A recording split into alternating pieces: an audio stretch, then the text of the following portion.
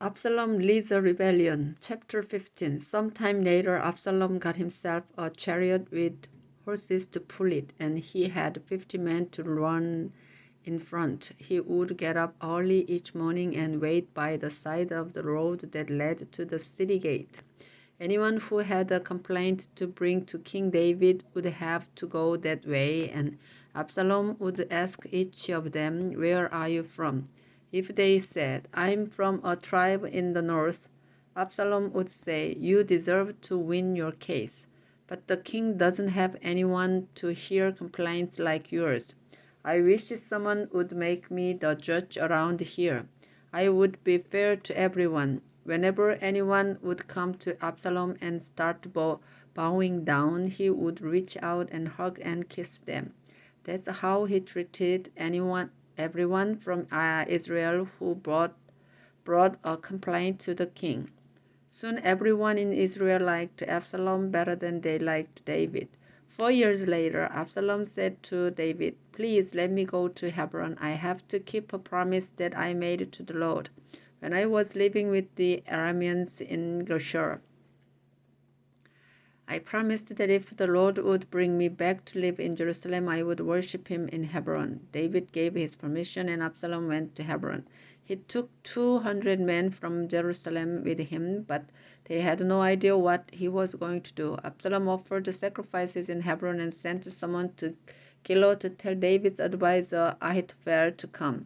More and more people were joining Absalom and supporting his plot. Meanwhile, Absalom had secretly sent some messengers to the northern tribes of Israel.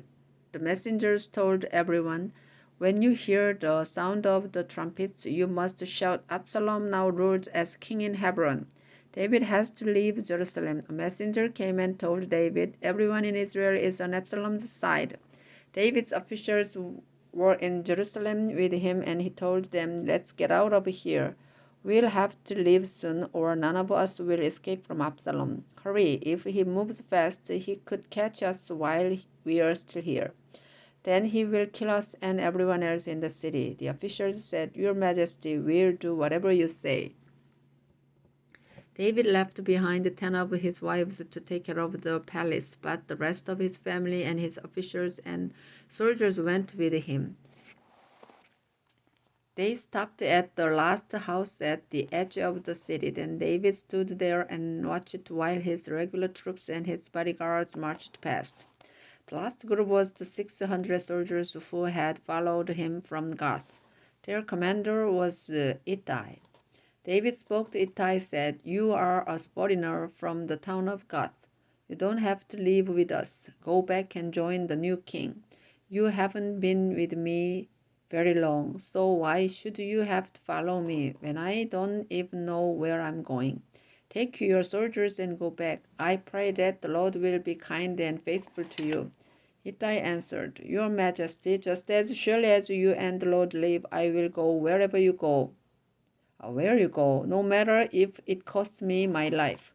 "Then come on," David said. So Ittai and all his men and their families walked on past David. David sends the sacred chest back to Jerusalem. The people of Jerusalem were crying and mourning as David and everyone with him passed by. He led them across the Kidron Valley and along the road towards the desert. Zadok and Abiathar, the priests, were there along with several men from the tribe of Levi, who were carrying the sacred chest. They set the chest down and left it there until David and his followers had gone out of the city. Then David said, "Zadok, take the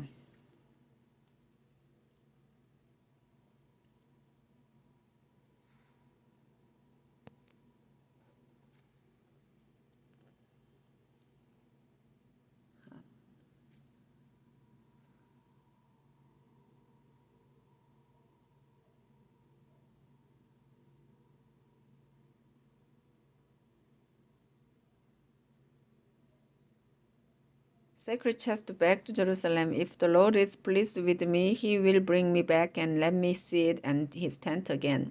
But if he says he isn't pleased with me, then let him do what he knows is best. Zadok, you are a good judge of things. So return to the city and don't cause any trouble. Take your son Ahimaaz with you. Abiathar and his son Jonathan will also go back.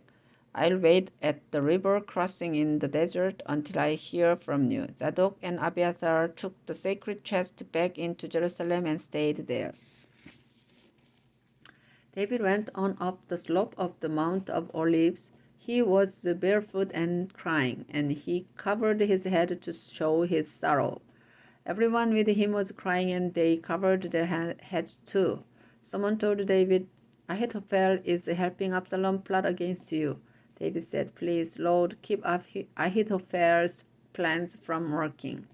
David sends Hushai back as a spy. Then, when David reached the top of the Mount of Olives, he met Hushai the Archite at a place of worship. Hushai's robe was torn and dust was on his head. David told him, "If you come with me, you might slow us down. Go back into the city and tell Absalom, 'Your Majesty, I am your servant. I will serve you now just as I served your father in the past.' Hushai, if you do that, you can help me ruin Ahithophel's plans. Zadok and Abiathar, the priests, will be there with you, and you can tell them everything you hear in the palace. Then they can send their sons Ahimaaz and Jonathan to tell me what you've heard." David's advisor Hushai slipped back into Jerusalem just about the same time that Absalom was coming in. Chapter 16. Ziba gives food to David. David had started down the other side of the Mount of Olives when he was met by Ziba, the chief servant of Mephibosheth. Ziba had 2 donkeys that were carrying 200 loaves of bread, 100 handfuls of raisins, 100 figs, and some wine. "What's all this?" David asked. Ziba said, "The donkeys are for your family to ride. Bread and fruit are for the people to eat, and the wine is for them to drink in the desert when they are tired out." "And where is Mephibosheth?" David asked. Ziba answered, "He stayed in Jerusalem because he thinks the people of Israel want him to rule the kingdom of his grandfather Saul." David then told him, "Everything that used to belong to Mephibosheth is now yours." Ziba said, "Your Majesty, I am your humble servant, and I hope you will be pleased with me." Shimei curses David. David was near the town of Bahurim when a man came out and started cursing him. The man was Shimei, the son of Gera, and he was one of Saul's distant relatives. He threw stones at David, at his soldiers, and at everyone else, including the bodyguards who walked on each side of David. Shimei was yelling at David, "Get out of here, you murderer! You good for nothing! The Lord is paying you back for killing so many in Saul's family. You stole his kingdom, but now the Lord has given it to your son Absalom. You are a murderer, and that's why you're in such big trouble." Abishai said, "Your Majesty, this man is as useless as a dead dog. He shouldn't be allowed to curse you. Let me go over and chop off his head." David replied, "What did I ever do with you and your brother Joab? If Shimei is cursing me because the Lord has told him to, then who are you to tell him to stop?" Then David said to Abishai and all his soldiers, "My own son is trying to kill me. Why shouldn't this man from the tribe of Benjamin want me dead even more? Let him curse all he wants. Perhaps the Lord did tell him to curse me. But if the Lord hears these curses and sees the trouble I'm in, perhaps he will have pity on me instead." David and the others went on down the road. Shimei went along the hillside by the road, cursing and throwing stones and earth at them. When David and those with him came to the river Jordan, they were tired out, but after they rested, they felt much better. Hushai meets Absalom. By this time, Absalom, Ahithophel, and the others had reached Jerusalem. David's friend Hushai came to Absalom and said, "Long live the king! Long live the king!"